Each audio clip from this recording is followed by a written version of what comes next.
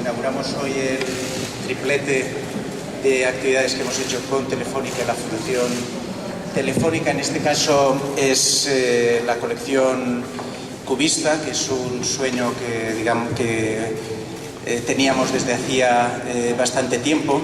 Sabéis que la colección del Reina tiene una estructura casi circular. La colección de vanguardias históricas empieza con el cambio de siglo, fines del XIX, principios del XX, y acaba en esta planta con el Guernica.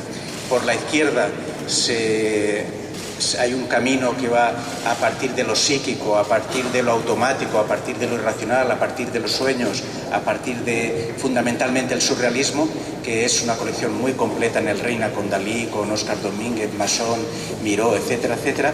Pero había otro, en las vanguardias históricas hay otro movimiento que tiene que ver con lo real, tiene que ver con el objeto, tiene que ver con la fábrica, tiene que ver con la modernidad, con la razón.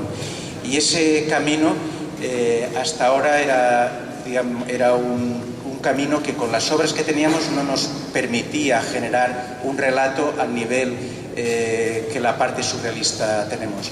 Ahora, con la unión de nuestra colección y la unión de la colección cubista de Telefónica, este relato por fin es posible, y el nivel que tiene ahora la colección del Reina Sofía es realmente sustancial, es realmente importante.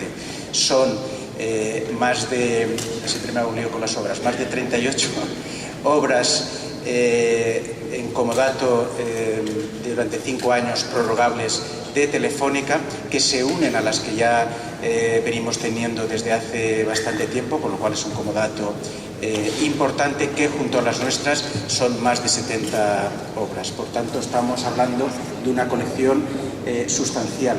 ¿Cuál es el relato? ¿Cuáles son los ejes que queremos marcar? Tradicionalmente, y esto liga también mucho con las líneas discursivas del museo, tradicionalmente se habla de cubismo, no de cubismos. Tradicionalmente hay una visión muy lineal, muy compacta, como si los artistas no hubiesen tenido dudas del cubismo, como si el cubismo fuera meramente una cosa de un par de artistas, básicamente Braque y Picasso. Aquí vemos, por el contrario, un cubismo que es plural, un cubismo donde hay dudas, un cubismo en el cual hay descubrimientos fundamentales en el siglo XX, tan fundamentales, y de ahí la importancia de que el cubismo sea muy importante en esta colección, porque es un cambio de paradigma. De hecho, el cubismo, el lenguaje cubista de algún modo es el lenguaje de la primera modernidad, y por tanto un museo que aspira a tener una representación de vanguardias históricas importante, sin el cubismo no lo podría hacer.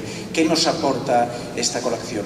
Nos aporta una pluralidad, nos aporta el cómo ver que obviamente estaba Braque, estaba Picasso, como podemos ver, pero también estaba Juan Gris como una figura esencial en este otro cubismo, cómo hay diversas tendencias, cómo el cubismo aspira a representar la realidad, pero aspira también a tener como una arquitectura formal, cómo el cubismo tiene una relación muy estrecha con la poesía, cómo el cubismo, en estos caminos del cubismo hay dudas.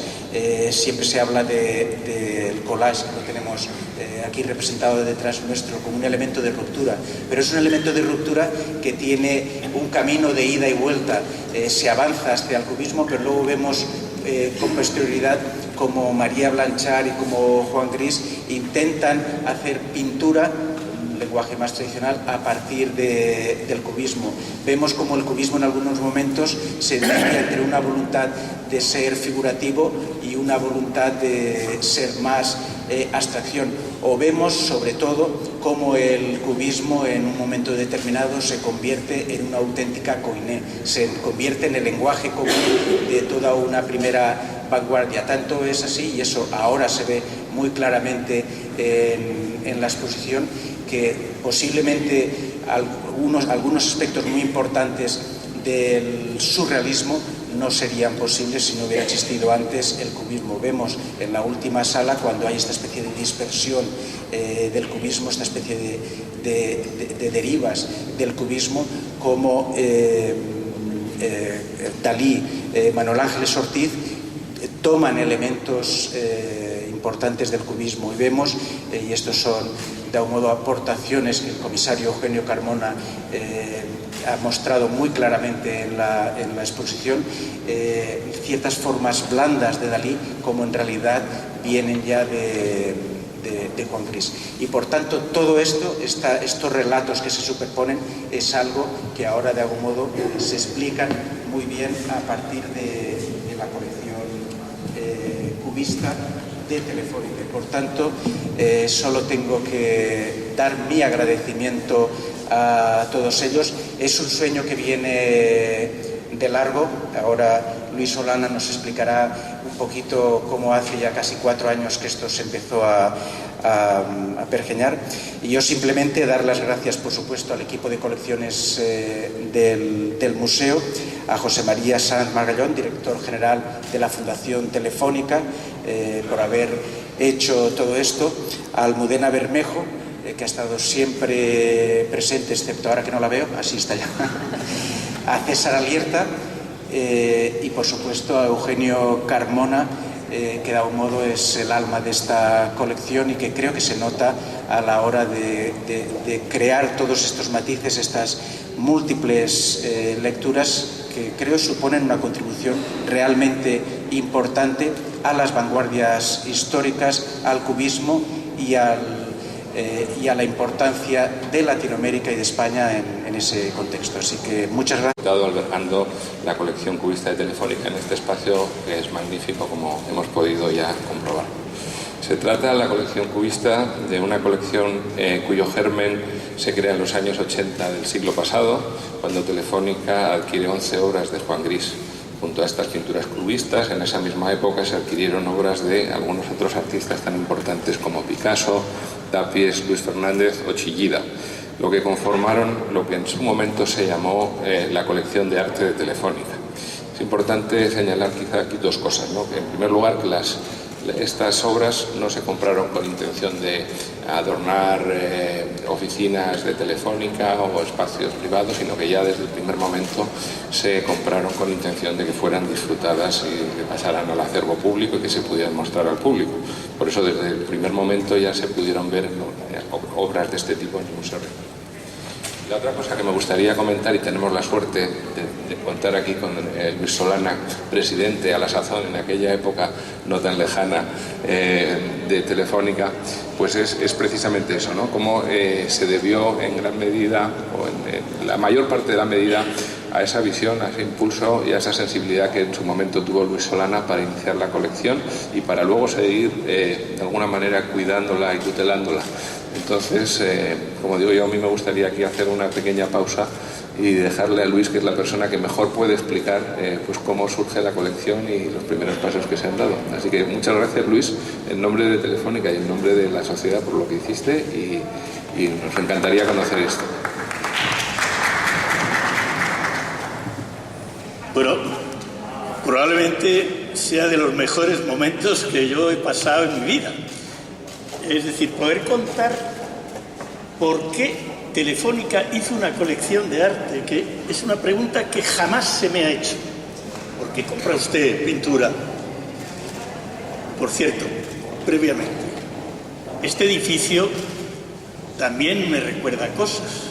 Las obras de este edificio las empezó un ministro de Cultura que se llamaba Javier Solana. Fíjense ustedes lo que es para mí hoy este reencuentro. La historia empezó en 1983.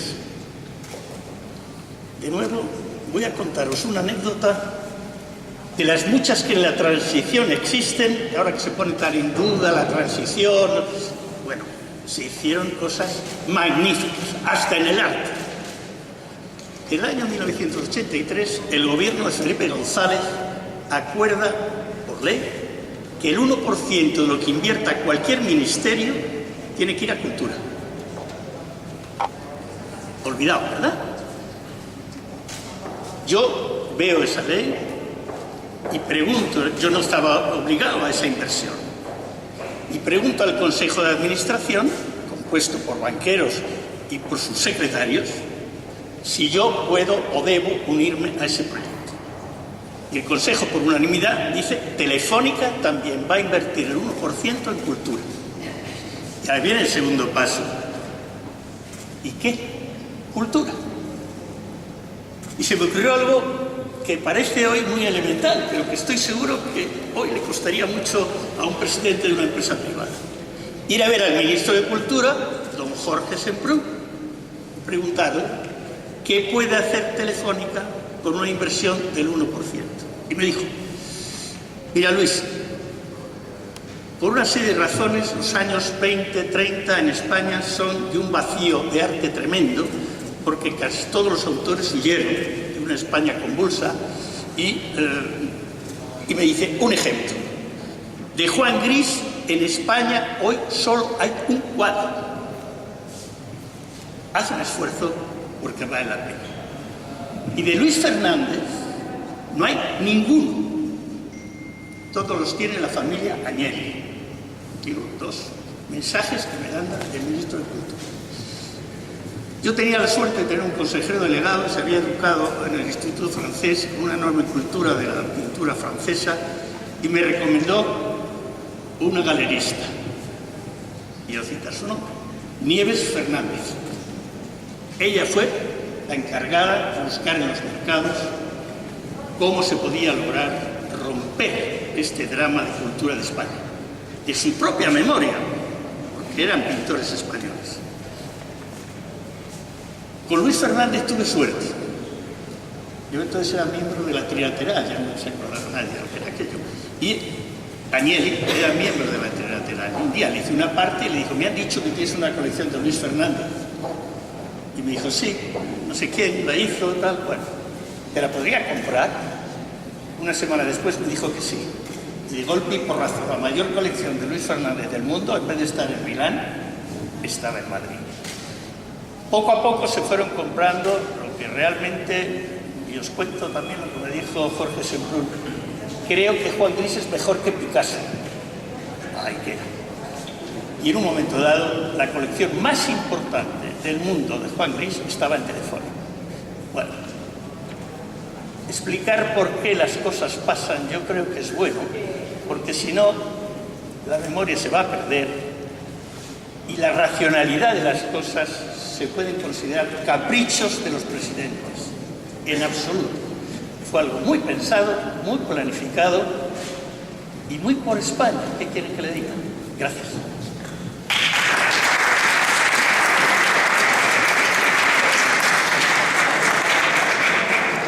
Bien, pues retomando las palabras de Luis Solana, pues en un congreso internacional donde estaba Christopher Green, quizás el mayor especialista en la pintura cubista de estos años, en un comentario junto con otros especialistas estaban todos de acuerdo en algo.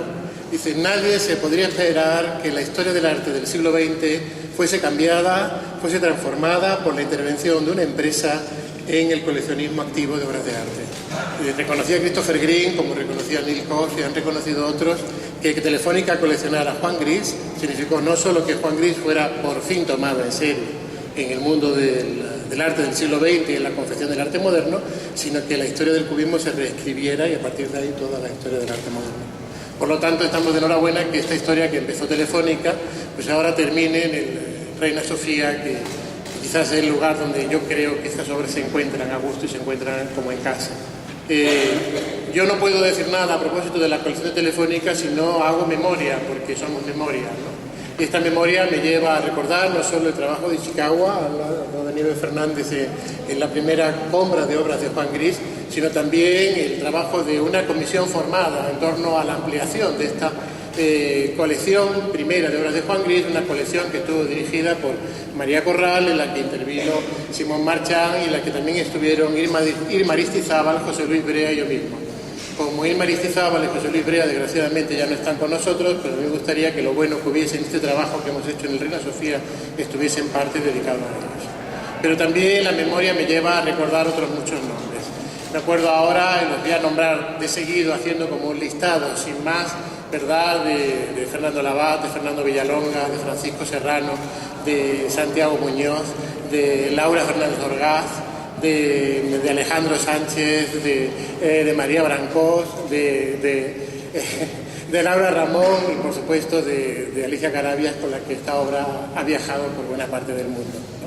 Creo que esta manera de entender una colección tan activa pues ha dado ahora sus frutos y su distribución, y que creo que entre la colección del Reina Sofía y la colección cubista de Telefónica ha habido una sinergia, como suele decirse, ¿verdad?, pero es la palabra que hay que utilizar, ha habido una sinergia absoluta. Y lo que ahora tenemos es una narrativa de la historia del cubismo que solo se puede ver en Madrid y en el Reina Sofía. No hay otro lugar del mundo que pueda reunir esta colección y que pueda mostrar la diversidad cubista tal como fue, ¿no?, y que pueda mostrar la pluralidad y que pueda mostrar los factores de diversidad que antes Manolo ha señalado.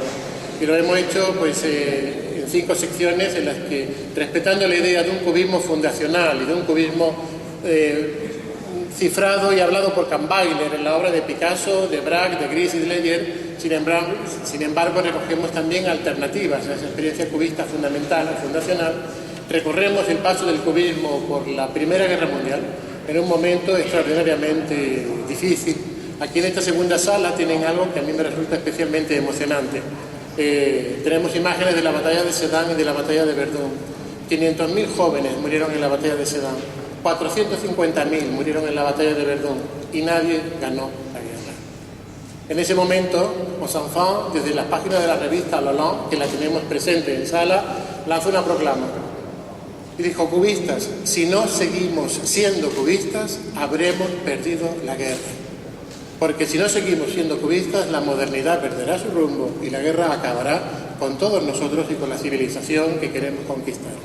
Y es por esto que los cubistas siguieron siendo cubistas en los años del desastre, y que frente al desastre de la guerra opusieron un cubismo cada vez más puro, más prístino, que lo tenemos en la tercera sala representado en una palabra, yo diría el acmé del cubismo. Sé que los profesores de provincia somos cursiles y a veces utilizamos palabras que son difíciles, ¿verdad?, de recordar, pero quiere decir ese momento de mayor realización posible. Ese acmé del segundo cubismo solo se puede ver gracias a la colección de Telefónica y a la suma que hace a ella la colección del Reina Sofía, a lo que se une además un factor importantísimo, que es la presencia de esta misma sala de artistas latinoamericanos que contribuyeron de una manera decisiva a hacer que el cubismo fuera un lenguaje que se irradiara a todas partes del mundo y que constituyera el fundamento de la modernidad en diversos países del globo.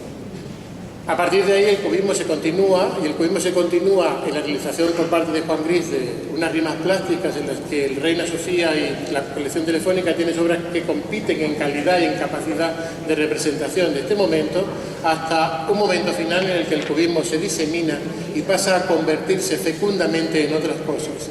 En la obra de Barradas, en el universalismo constructivo de Torres García, en la fundación de la antropofagia en Brasil con Rego Monteiro, en la obra de Dalí y su expansión por toda la generación del 27. Creo que este recorrido es un recorrido, como digo, que solo puede ser contemplado aquí y ahora, y que por lo tanto tenemos que felicitarnos de esta unión de ambas colecciones, que espero que perdure. Y no puedo terminar sin agradecer a Manuel Borja el trabajo que hemos realizado, que he sido tan feliz, en especial a Rosario Peiró, pues una comunión intelectual de tantos años que creo que ahora es el momento de reconocerle y de agradecerse. Muchas gracias.